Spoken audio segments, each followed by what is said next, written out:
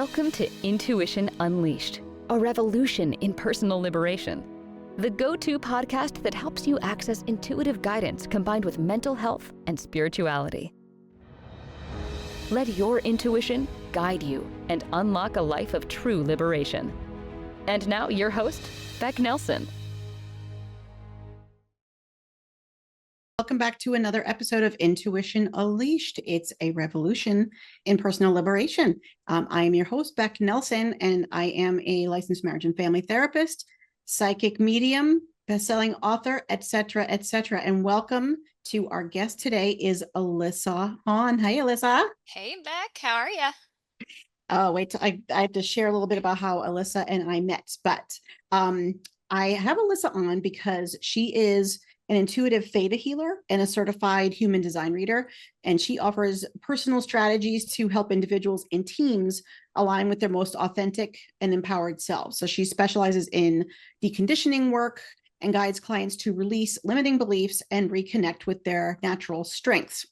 Something I'm only starting to tap into with her, and a little bit of a fun story. I love to kind of meet people and actually meet them in person. And what I found is that Alyssa is kind of the same way, which I thought was amazing. And one of the, so Alyssa had actually emailed me related to the Transformation Network.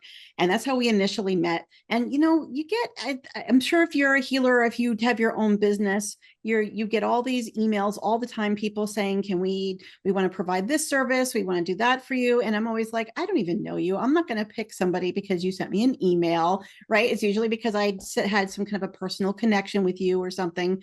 Well, Alyssa emails me and I immediately noticed that her cell phone is in a state that's like, she's very close to where I am. And that doesn't happen very often. And you know what, sometimes you just have to feel your gut. And I'm like, I feel like I need to email her back. And literally I have not done that before where I emailed somebody back, and sort of the rest was history. And we're going back to probably, I don't know, February. I think February. Yeah. So it's actually not that long ago. It's only June. So, Right. But yeah, I feel like we've known each other longer than that. It really felt like that. It felt like that because we did end up meeting in Jamestown, Rhode Island, of all places, which it should have been more beautiful than it was because we met in a spot that was right on the bay. But it was beginning of April. So it was just a couple of months ago. And it was like 40 degrees and freezing and pouring rain. So we sat there. I think they had to kick us out because we sat there in that spot by the water for literally 3 hours. Yeah, and it went by. It seems so much faster than that too. Yep. And I just felt drawn to your energy. And I love that when I talked to you, like we're talking about what are we going to do for this episode? You were like, nope, we're going to do this and I'm going to tweak it for that. And I'm like, whoa, okay. Like I love somebody who knows exactly what they do and how to put it out there and is assertive, right? I love that. So the energy of this episode actually came out of an Instagram post that you did. And we'll talk a little bit about that and expand on it. But the episode title is Energetic Clarity. And this is what we came up with together: attracting aligned clients and growing from the rest. So this is if you are a coach, healer, intuitive, spiritual practitioner, or just somebody who's trying to come into alignment and attract more people to you that are like you and in your highest and best good. Alyssa's going to show how clearing subconscious and ancestral patterns through using tools like her ThetaHealing and Human Design can shift your field, so that the people who truly need you or are truly aligned with you can find you, but also how it offers opportunities to see who is coming to you. And that's based on a personal story. Yeah. Are you talking about the story with the Russian college friends? Yes. Yeah. Do you want to start there, or where do you want to begin, Becc? Alyssa, you know, we've already proven we can. My poor husband, right? He was at the table like, okay, I was done like an hour and a half ago. Oh, was he? He seemed to be enjoying himself to me. Was, I'm sure, but you know, it's not, he's supportive, but it was not his jam. Yeah. And we have, you know what, I should have brought the picture because you took an awesome picture of us in the freezing parking lot that day. We were like, Anyway, yes, please start with that post and then kind of talk a little bit about that. And that's the starting block. Yeah, yeah. So I think we, as humans, we struggle a lot with, who we want to attract, and we want to attract the right people to us, right? Not just clients, but also partnerships, friendships, things like that. But what if we're subconsciously blocking the right people from coming to us and we don't even know it, right? We might think, oh, it's because I'm ugly, or it's because I'm not smart enough, I'm not good enough. You might have those subconscious beliefs too. But one thing I encourage people to explore in that post was we inherit a lot of prejudice and beliefs about other people that block us from connecting to the right people. And so I shared a story about a group of Russian kids that my group of friends started hanging out with in college. And for some reason, I did not want to hang out with them at all. Like I even kind of hated them a little bit. I didn't get what the appeal was, right? And so I ended up just kind of putting myself outside of my friend circle and isolating because I didn't want to deal with these Russian people. And I had no reason. Like I had no conscious reason. I was just like, they're boring, right? And then 10 years later, I'm in a theta healing class and I'm entering the theta brainwave. And in the theta brainwave, you're able to access your subconscious limiting beliefs, but also old ancestral memories, past life memories, things like that. And I saw my ancestors were severely oppressed by the Russians across the border. I'm Polish. And so they made this decision that all Polish people were bad and all Polish people should be avoided. And I had never put that together, not until I was sitting in that class and I had done the work, right? But what was so interesting was after I released that prejudice, so I'm an energy healer. I witness the energy of prejudice, say, leaving the body. I started getting Russian clients. And I was blown away. I got booked by a woman in Moscow, Russia, to do a human design reading, which I was like, how did this happen? And she ended up being a referral from somebody I had done a retreat with at the Bill and Melinda Gates Foundation. And it's so funny that it was just like the right timing that she referred me. And then a couple weeks after that, I got booked by a woman in Ukraine to do a reading. So I was like, huh.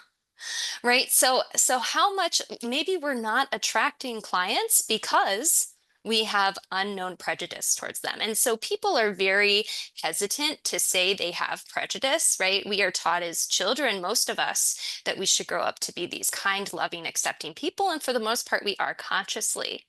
But subconsciously, we will do anything to protect ourselves from harm. So if our subconscious believes Russian people are gonna harm you, right, or harm me, right, I'm gonna do as much as I possibly can to stay away from them, even if I'm not consciously aware of it. And so since then, I've done releasing of beliefs I've had about Black people, men, dogs, not just, certain nationalities, right? Like I used to not like dogs. Now I have two dogs.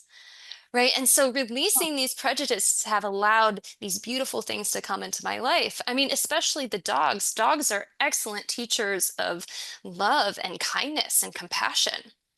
Right. And I was blocking myself from receiving those understandings and those different understanding of the different aspects of those virtues. I mean, So, talking about the dogs, what we also know is that animals are great readers of energy. mhm, yep. And so you have to wonder if somebody, for example, if a dog comes up to you, you know how dogs, they say if somebody doesn't like a dog doesn't like you, then trust that.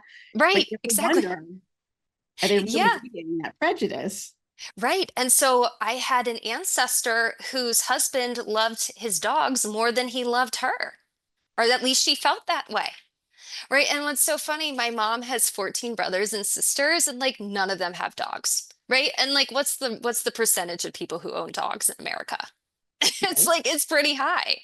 Mhm. Right. So it's interesting to contemplate.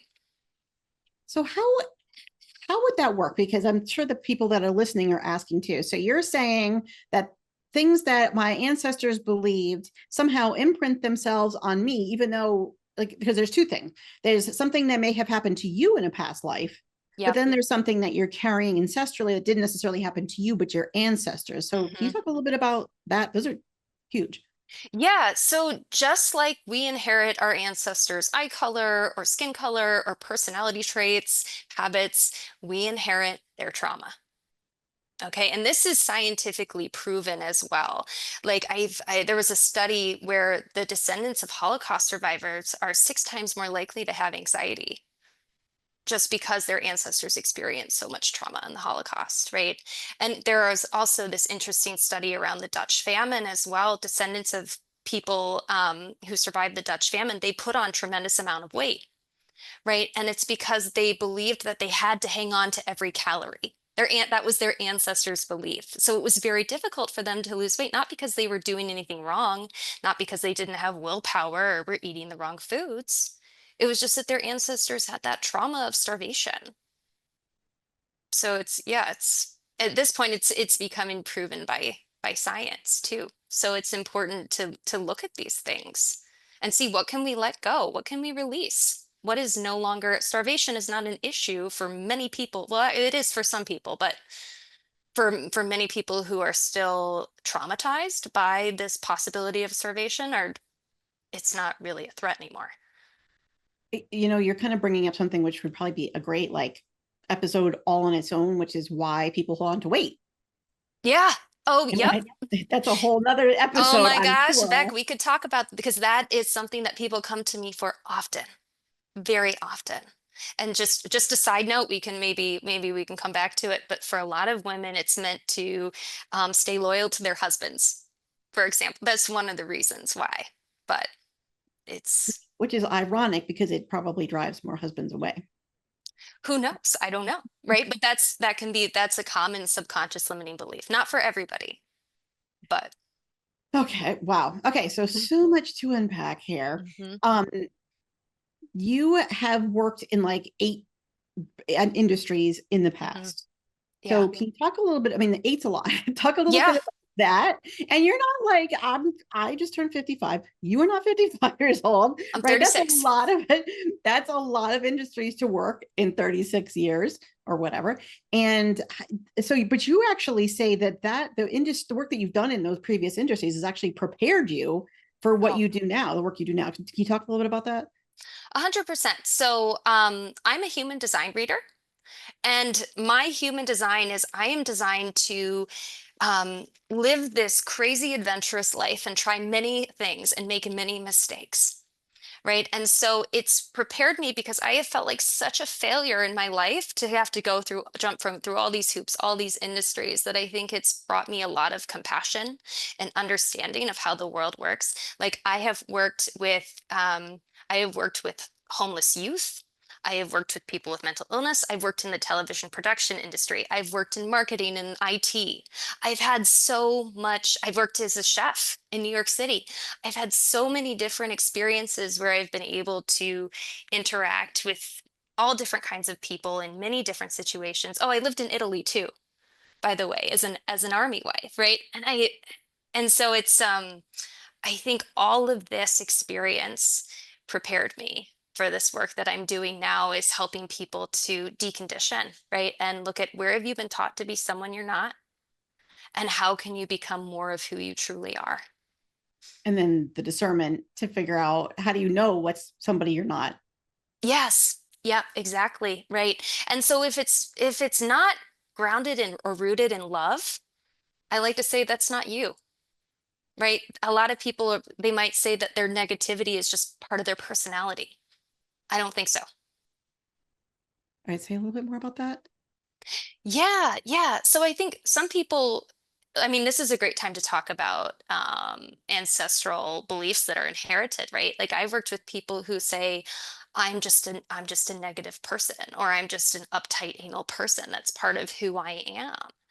And I don't think so. I think we're not only, we've inherited our ancestors' beliefs and how they did things, but we're also a culmination of everything that we've ever been or experienced, and that includes past lives and history, right? And so we are actually these divine, magnificent, creative beings, right? And so anything that isn't aligned with love, that's not you. That's just conditioning.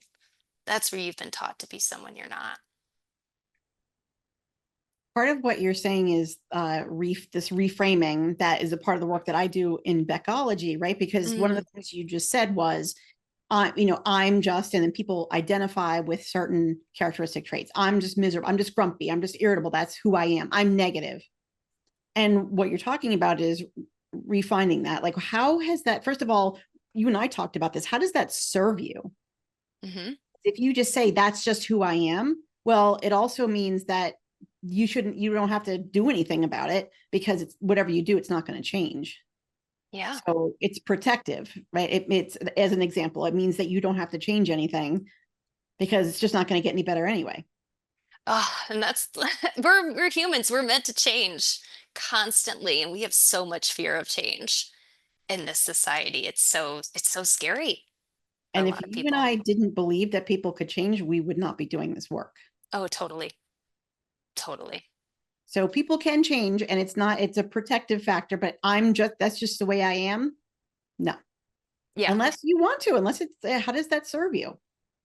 Yeah. Well, yeah. How does it serve you? A lot of these beliefs that we have, like, say, like, I'm just a grumpy person, right? There might be or I'm a negative person. There might be a protective mechanism in place there, because maybe if you're too positive, you might think that, something bad is going to rain on your parade. So if you're constantly prepared and anal and always thinking of the worst case scenario, you can be prepared. Right. Right. So all of our limiting subconscious beliefs are actually serving us in some way. But when I ask clients that, like, I prepare for the worst, Hmm. right? But I expect the best, which they don't. They always prepare, right? And I say, well, Hmm. what's the benefit of that? And it's because I won't be sidelined. I won't be sideswiped, Yeah. right? And I'll say, Right. so does that work when if the bad thing actually happens, do you feel like you're more prepared? No. No, no, you're just No.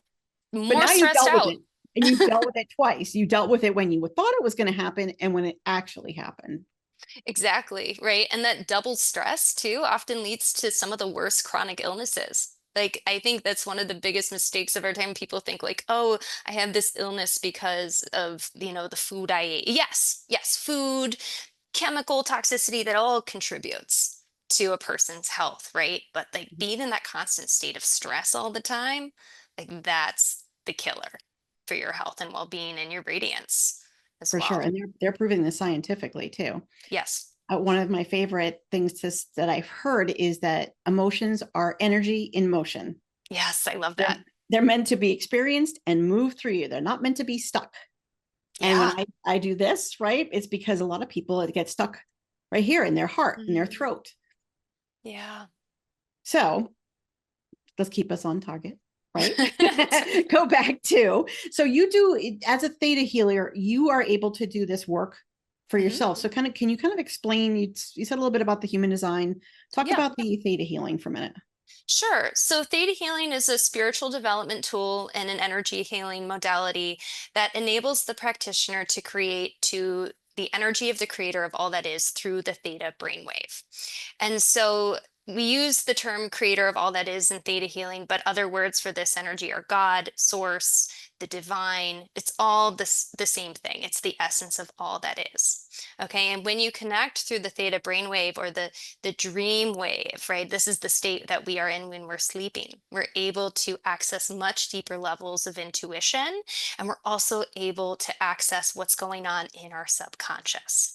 And so, for me, how this works, and every practitioner is a little different, I connect to my higher power, the creator, and I am simply request that I be shown what is going on with the person, or what is the limiting belief that is preventing them from living the life that they want. So, say they want more clients, for example, right? I ask creator to show me, and I might be shown a hidden prejudice. I might be shown that they have a fear of being seen. That one is actually very common. A lot of people want to be seen, right? They have this desire, they know that they have something to offer the world, but they're terrified of what's going to happen when people actually see them. And so I help people understand where these beliefs come from, right? Was it a past life? Did they inherit it from their ancestors? Was it a traumatic event in their childhood? Right? And I ask them intuitive questions to help them get to the bottom limiting beliefs that are stopping them from living their lives. And then I I simply request that more positive, empowering energies and beliefs be replaced, and I witness them. And that's important because in physics, there is this law that nothing can exist without it being witnessed.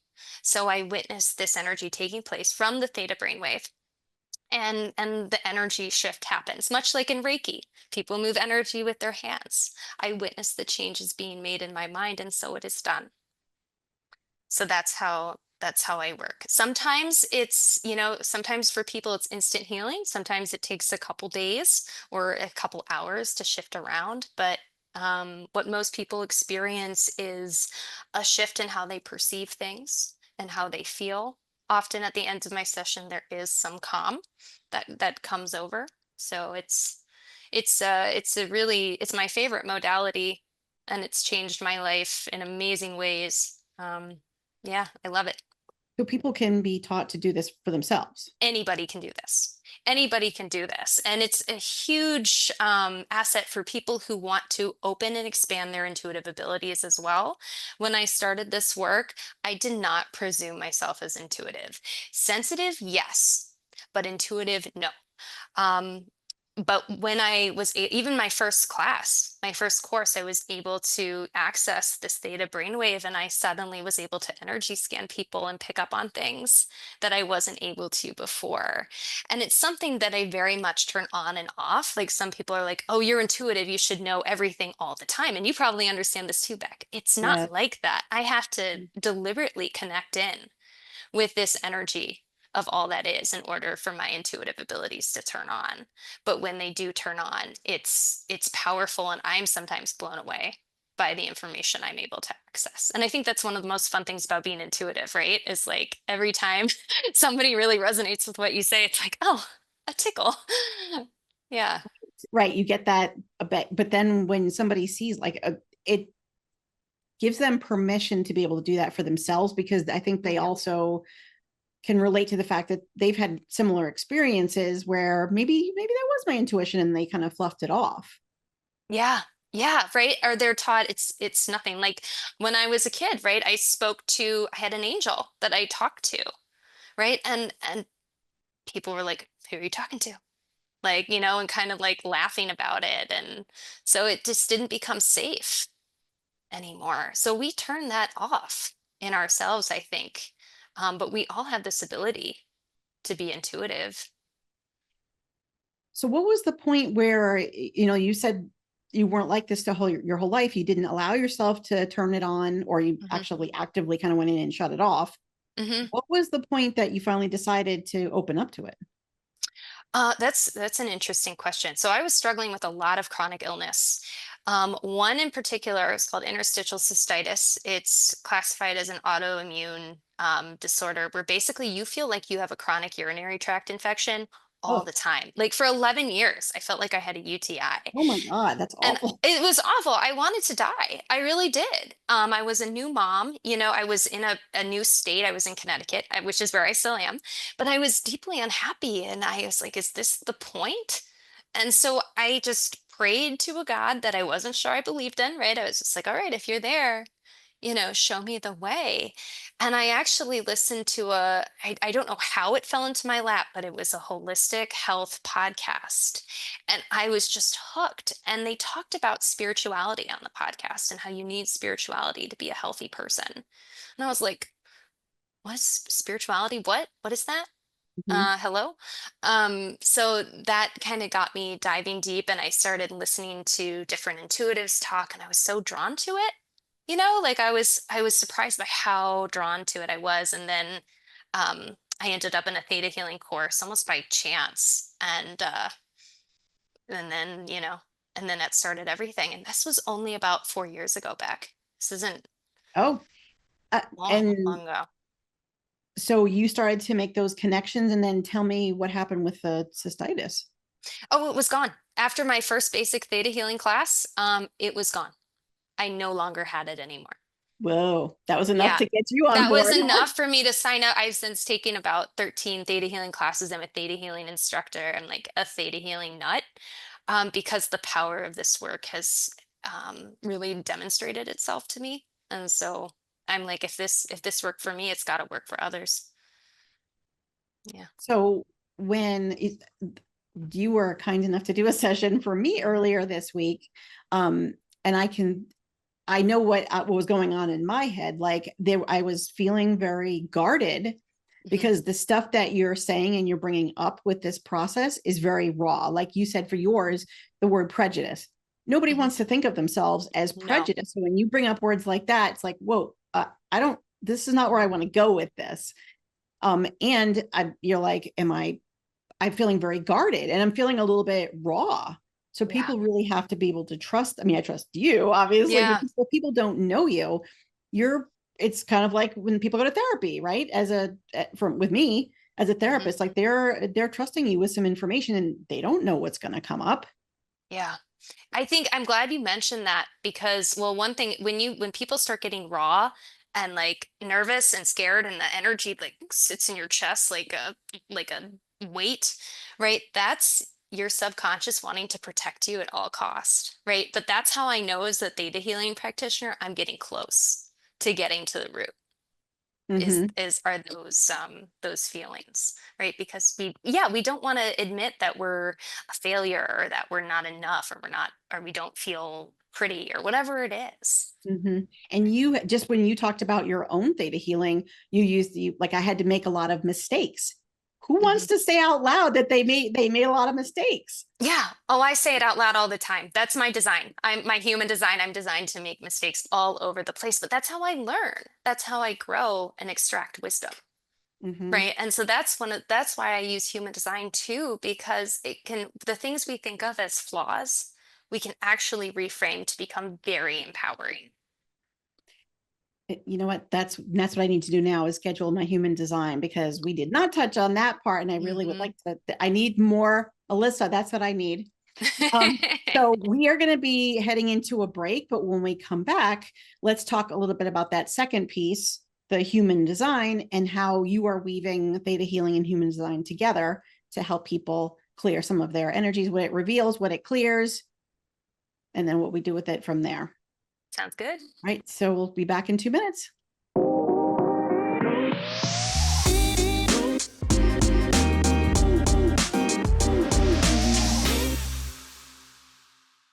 All right, we're back for the second half of Intuition Unleashed, and we're talking to Alyssa Hahn, who's a theta healer and human design specialist. And we're going to talk a little bit about, we've talked a little bit about the theta healing. Can you talk a little bit about now the human design piece? Sure. So, human design is known as the science of differentiation. It is the study of how we are all different. So, we are conditioned, back to this word conditioning, right, to be someone that we're not. We're conditioned to be the same, pretty much, right? In school, we all are, we have the common core, right? We've got to be, this is the best way, right? Being logical is the best way to think. And human design throws all of that out the window and says, no, we are all different. We're designed to learn differently, feel differently, experience situations in different ways. And it uses your birth information, so birth time, birth location, and birth date to create this chart. And this chart combines different ancient healing modalities like the Chinese I Ching, the Hindu chakra system, astrology, with modern science. And so I can read these charts, and they're on a body graph, so it looks like a body, right? And I can see, okay, what are people's energetic gifts that they're here to bring to the world? Where do they experience the most conditioning? What is their subconscious trauma that they're not aware of? All right. And that's my favorite thing to use human design for, is to look and see, okay, what's going on in the subconscious? Because we are so aware of what is happening in our conscious mind and our conscious gifts, but we are not so aware of what is happening in the subconscious and how it affects our bodies. And so we are very mind centric as, humans in America, where human design says, actually pay attention to your body. Your body is giving you the answers. Right. And so I help people reconnect to their body. Using their intuition, which is what we're Yeah. all about. Like when I said, I noticed that when I'm speaking to my clients and they're talking about something that's impacting them, I always watch where they put their hand. Oh, interesting. Right. Because they're actually showing me this is where this is sitting for me. This is where it's impacting me. So if they're talking and they're kind of like this, or they'll be like this, or they have their hands around their stomach. Then I'll say Yeah. like, oh, are you, you've been having some trouble with your digestion? They're like, how do you know? I'm like, well, look at how you're sitting. I People will. never made that Mhm. connection, Beck, but I think you're right on. You're right on. So, And, so intuitively, they know where these things are sitting for them. but it's subconscious. It's just like Yeah, they're not consciously aware of it. right. So that's Yeah, what you're talking about. Is it? So, do you exactly. have some examples of that, like maybe some recent clients? Oh, sure. Yeah. I just did a reading for somebody this week. I gotta flip through my mental brain here. Yeah, I see so that she one had, also. I could see in her chart that, and she wanted to know about her relationships and what she could do to improve her relationships. And I saw subconsciously she is drawn to codependent behaviors. And so we brought this up, and she knows she resonated it to some extent, but it indicated to me that that's where the trauma is. That's where the ancestral historical trauma is that we need to look at in theta healing. Right. So yeah, so it's a very complex system, right? People want to look at different things for career, for relationships, whatever it is that they want to improve in their life, right? And human design can like tell me. Human design can tell me what makes a person unique and stand out. It tells me where are they going. It tells me, yeah, what it drives their passion. It's very interesting, and thorough. It's a thorough system. And what I like is that do a lot of people combine both modalities. Not everybody, but I do have a lot of overlap. So I do human design, I do theta healing. I also do deconditioning coaching, which combines theta healing and human design. And I used to think that the human design informed the theta healing, but what I'm finding now is the theta healing kind of informs the human design for me. Like we'll do the theta healing, and I'll be like, oh yeah, that's in your chart. Right? Like I don't have to look at your chart to do it. It just kind of comes up on its own naturally. Okay, well, a little show and tell. Mine, the word patience came up in mine.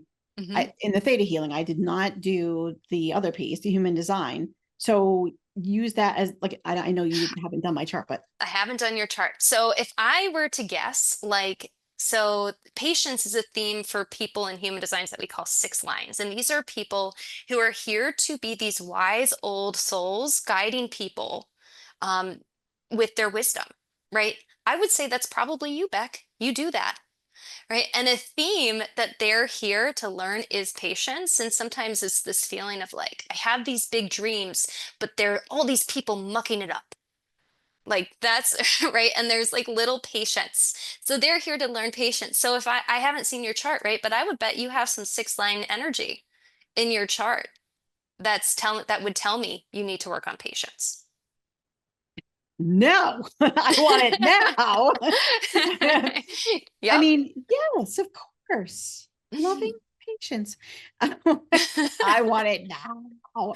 Um, so combine that with not only the theta healing, the human design, but then mention the deconditioning coaching. Talk a Yeah. little about that. So this is where I offer people steps, guidance, tangible actions that they can take to improve. And it might be like, one piece of homework I gave this week to somebody was write a gratitude list, right? Let's start changing these negative ways of thinking into positive, right? We can do theta healing all day long, but you've got to take the action steps to actually embody this new way of being, right? To reinforce those new patterns that we're creating in the brain.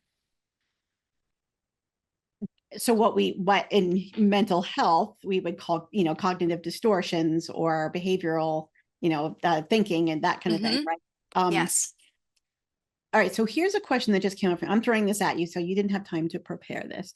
Okay. But what you're essentially saying is, I mean, most people don't know what theta healing is, they don't have access to it. So if people don't know about this, are they kind of screwed? Like if they don't have that kind of healing? No, I don't think so because there are so many different healing modalities that help people, and not everything is works for everyone. Like, although theta healing could be for everybody, like if I think about human design, right? We're all designed to be different.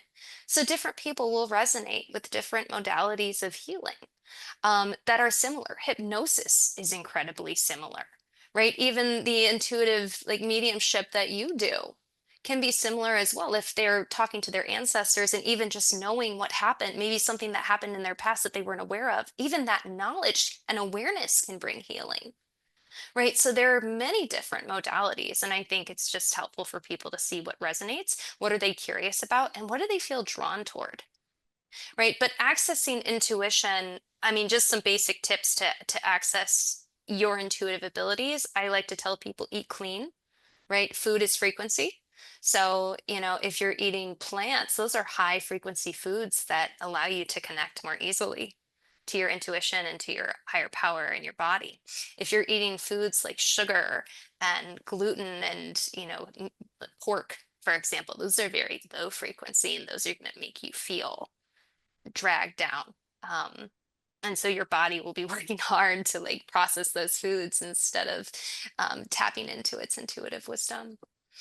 But I also think practicing too, like I've had a practicing partner with my intuition for over 3 years. We met in a theta healing class, and that really, I think, has strengthened my abilities probably more than anything else, right? Just practice You with mentioned somebody you that. trust. You mentioned that in a recent post too on your Instagram. Yeah. Yeah. And this is a theme that's kind of resonated across all of the episodes, which is either get a mentor or get a group or both, because they Yeah. can exponentially increase your abilities, particularly because when you're practicing these things, it's usually a friendly environment. Yeah. So when you can strengthen your intuition in that environment, then you're going to feel more confident when you go to help your clients. Yes. And one thing I want to say about intuition too, everybody's intuition presents differently as well. This is why I recommend getting a human design reading because the way my intuition works doesn't work like everybody else's. I like specifically for me, for example, I have a mind that's constantly running through past lives and old historical images. That's in my chart, right? And that's how I experience. Like if, like you noticed in my session yesterday, you mentioned the way my eyes move is like I'm flipping through pages in a book. It seemed like to me, yeah. Yeah, and it is. It's exactly what it's like, right? That's the way my intuition is just consistently working for me. Anybody can have that, but that's the way I'm designed to experience it. That is an important piece because when you watch episodes like this, you've recognized things that you've experienced personally. And now there's other people kind of talking about it, and you're like, that's exactly what I experienced. But when you're doing it on your own, you don't realize that. Yeah. So the big takeaway here is everybody's intuition is different. It doesn't mean because your journey doesn't look like somebody else's that yours is wrong. It just means it's very different. Right. Right. And sometimes, Beck, it's interesting. I'll be in sessions with people and I can tell in the beginning, I'm telling them things that I'm witnessing in their subconscious and they're like, no. Right. And they look at you like you're crazy and it's almost like laughing at you. Right. And then by the end of the session, they might be in tears. Because I'm like, Yes. oh, they start to see. Right. And then And you as the healer feel that wall. You know yeah. that the no is a protection. It's not because they're not recognizing it. Right, right. And so that was, I mean, one of my very first experiences as a theta healer, I did a trade with somebody, and it was like a black hand was over everything. Like I couldn't really, I could read about 10%, right? And I thought, what is wrong with me? What is wrong with me? Right. And that was a big learning. It's like some people are closed too. Some people don't, if they don't want the healing, subconsciously maybe they think they don't want it. That thankfully that has only happened to me twice in my whole career, and it both times near the beginning. These are um people who actually said that they wanted the healing, but when it came to it, but they really. yes. And Mhm. so what's fascinating about that, we talked about, attracting aligned clients. I did that after that, the second time I did the theta healing work, I was like, I don't want that anymore. What am I doing to attract these people that aren't accepting the healing? And it had to do with my own lack of confidence, right? So once I did healing and got healing around that, I have never had that happen again. Interesting. Hmm. So, because we're targeting people who are energy healers themselves, it's very important to talk about what your own clear up your own wounds. Your own wounds, yes. And so sometimes, we might say like, oh, for me, it was driven by like, I don't ever want this to happen again, but it was interesting to reframe it. So how were these people serving me? What was I learning from What's the that, opportunity for What's the growth? opportunity? Yeah, doing the reframe. And that's why when we were talking, we were refining the title. That was one tweak that you made. You Yeah. you don't want to say, I don't want these people, but you want to know what can you learn from that and grow from? Yes. What do I need to understand? Yeah. So yes. So 3 years into this, I have probably 7 out of 8 theta healing sessions go smoothly and great and blah blah blah.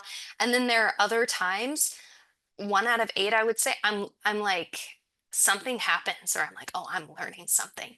Right. It might be patience, for example. Because sometimes I want to hit people over the head with a book, like, you need to look at this. This is important. And they're maybe not ready or they're uncomfortable. Mhm. So like that's a learning for me, right? And I want to push people. You know what? That reminds me of, and of course, in mental health, we call this like countertransference, right? Hmm.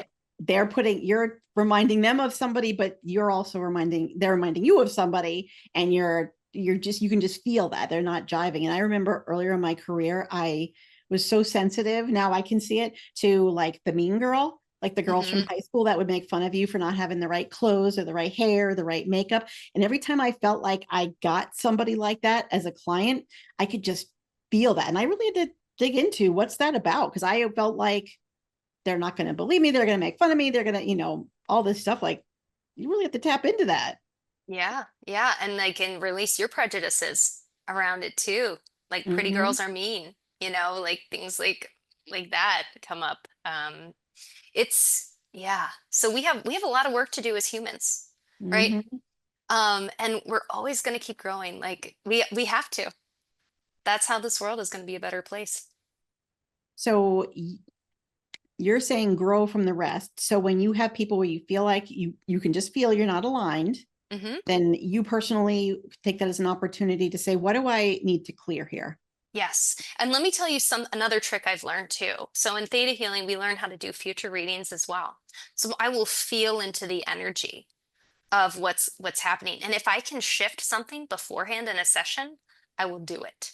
Sometimes I don't. Sometimes I will feel like, okay, this has got to play out for some reason.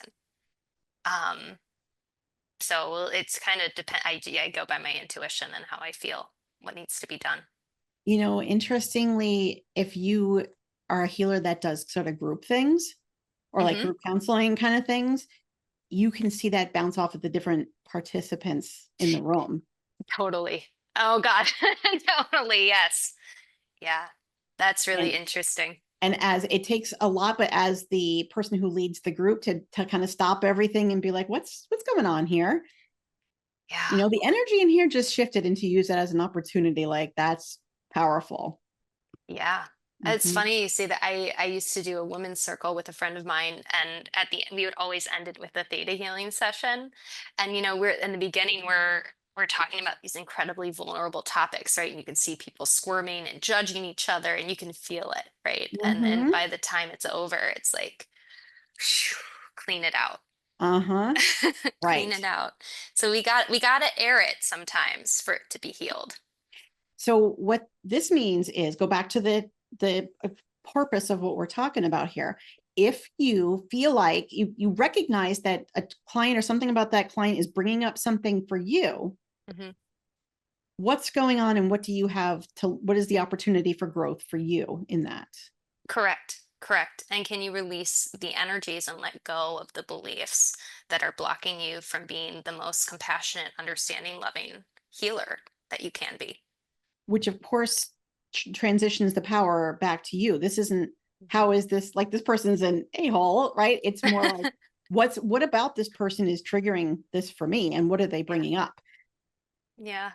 Totally. So you help people, healers. This is why, I clearly need more sessions, right? Because it seems like one session is not, look at, see how you put your hand on your chest, right? That the, Yes. I mean, I think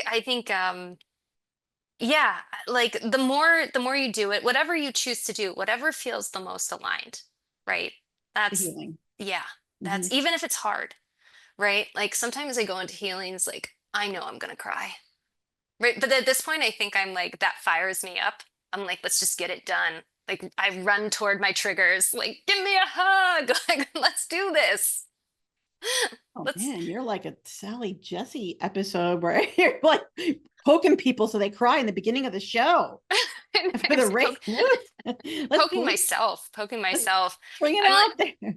yeah, it's like a friend of mine once described it. It's like a scuba diver going deeper and deeper and deeper and deeper into the dark, right? And learning like I can go a little bit further, a little bit further. That should just that could bring up a lot of stuff. That takes a lot of sleep afterwards.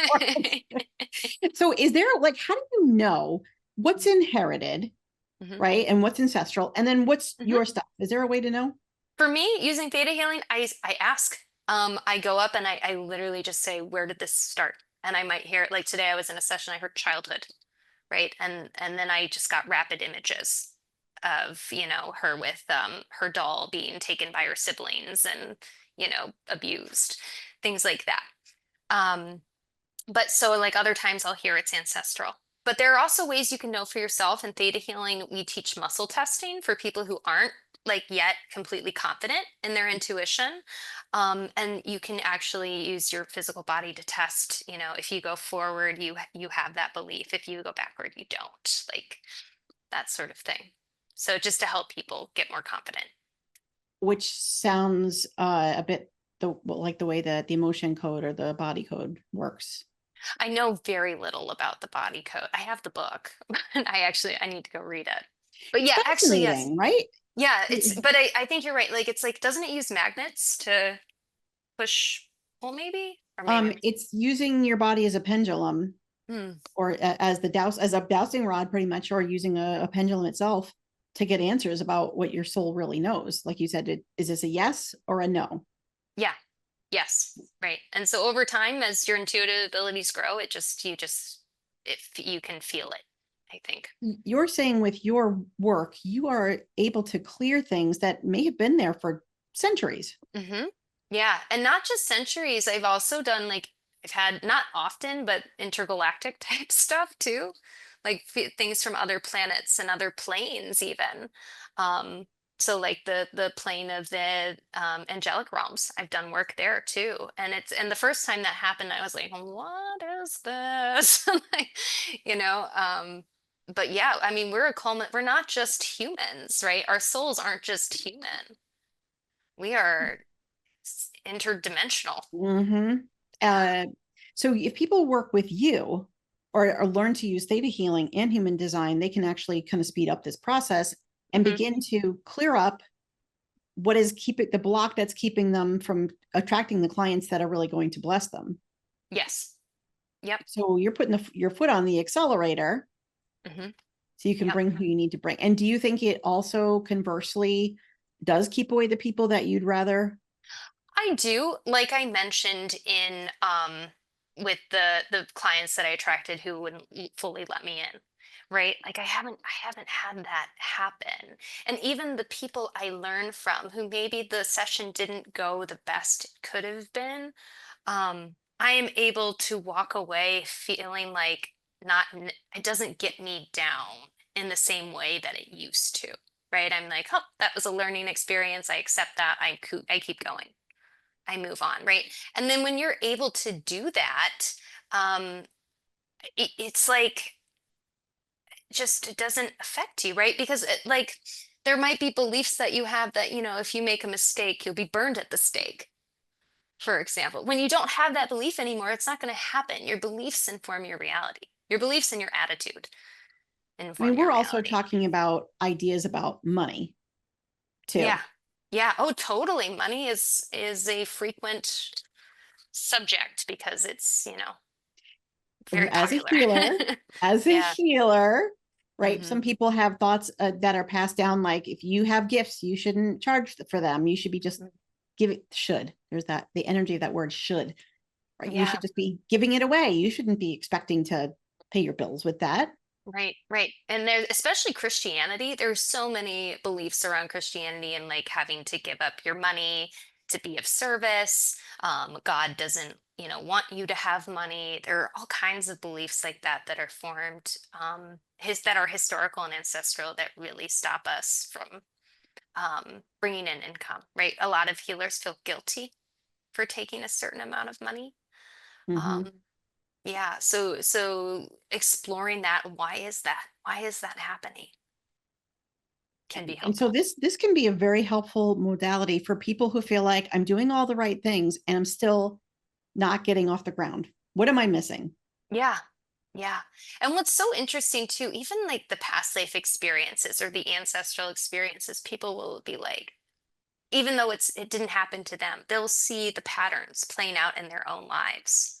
Right? Just like I we like used an example with we did some ancestral healing. You're like, oh, my grandmother was just like that. Right? Like like that was happening, right? And so they'll Mhm. see it. They'll see it. Mhm. So it's really, They'll see it throughout the family. Yeah. yeah. And you'd like to think that it didn't go on to you, but it Yeah. imprinted onto you, whether you want to Yeah. or not. So you have some projects coming up, some things that you're trying Hmm. to put together to talk about Yeah. that a little bit. Yeah, so I became a theta healing instructor this year. So I will be teaching a course in Connecticut, where I live, from June 27th to June 29th. So if people want to come learn this technique, um, you can. But I'm also doing a virtual class as well, and that's at the end of September. So that's all on my website if you're interested in expanding your intuition and learning more about the subconscious. AlyssaHahn.com. You just go to the events page. Yeah, so that's happening, and then I'm actually bringing in a lot more group stuff for people. I'm going to be doing a human design and theta healing combined offering for mothers coming up. And I haven't quite figured out the dates, but I'm going to launch that soon. Just because I'm a mother. We didn't bring that up. You and I are both mothers. I'm a Mhm. mother of 2 kids under 5, right? And I find being a mother is one of the most challenging things to put on your soul curriculum. Um, and mothers, don't give themselves a lot of grace. Mhm. And so that's something So that you is can help important. mothers, you can help healers, find out what Mhm. those blocks are, what's getting in the way, what needs to be cleared. Yep. Amazing. And do you find that sometimes it takes more than one session? Sometimes, but sometimes I just did a session where we cleared up in an hour, we cleared up 3 separate issues. So sometimes things take a couple sessions, sometimes they take 15 minutes. Oof. Okay. Yeah. So AlyssaHahn.com, people can actually sign up to get either a human design reading, a theta healing, or both, Yep. right? You also have some classes coming up so that you will mentor other people in a group format, either in person in Connecticut coming up at the end of like next week and at the Yep. end of September, which I'm Hmm. going to take a look at because I'm fascinated now. Hmm. Alyssa, the universe brought us together and I'm so grateful because there's so many layers to you and I really love our connection. Thank you for coming on. Thank I you. really appreciate you being here. I love your energy so much, Beck. And you know that because I remember when I first saw you in your website, I was like, she's a star.